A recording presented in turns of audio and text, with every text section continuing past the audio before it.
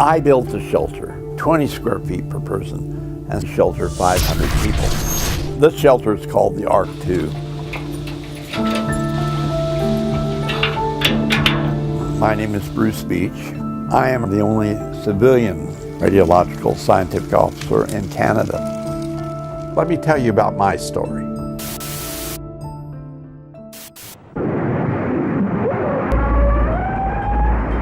If a nuclear war happens, most people will not be aware right away. 1/3 of the people in the world will be asleep. You may be a long time before you know this started, but you'll find out.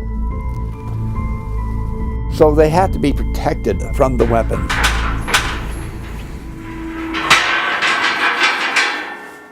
This is the most key point of a shelter.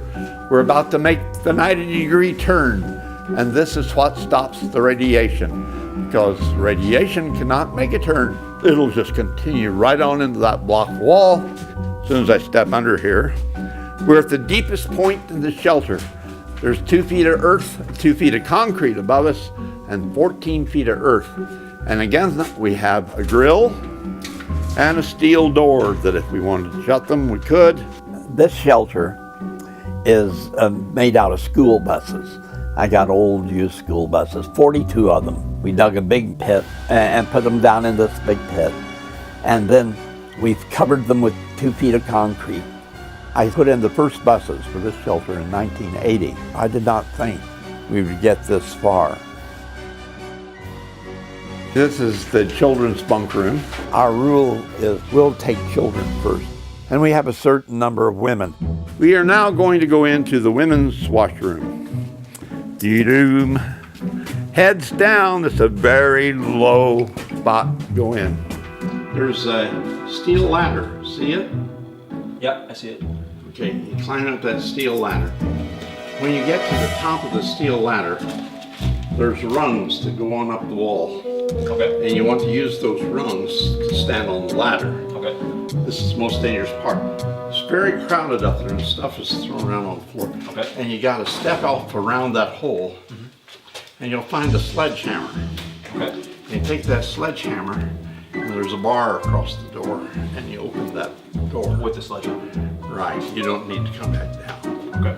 Currently the date that I'm clocking is October 22nd. This like fellow predicts his death every week, you know, every year. I'll be dead next year. Well, that was me. I always said I would live till I was 82, but I missed that point. I'm on past, you know. I'm closer than I was. Yeah, I think that's close enough. Everybody happy? Okay. Well, I was born in Kansas, but met my wife in Chicago. She and I are very convinced that things are coming to an end. As she says, we've seen it all come, and we're going to see it all go. Some of the things I could tell you, you just could hardly believe that to be true, but I was in the service and I dealt with, I was a control tower operator at one of the 5 fields for the top secret aircraft in the U.S. One of the things that was at a secret base, you can look this up, called Camp Century.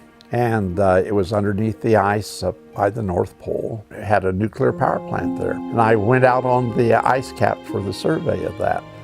Well, I'd built 20-some shelters before this particular one. This village was built around the mills. It was called Horney's Mills. My wife's grandfather ran the mill here. That is where the Ark 2 shelter is built, is on the old mill site.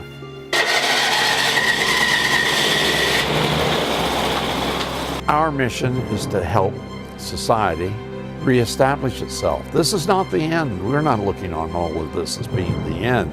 This is the beginning of humanity.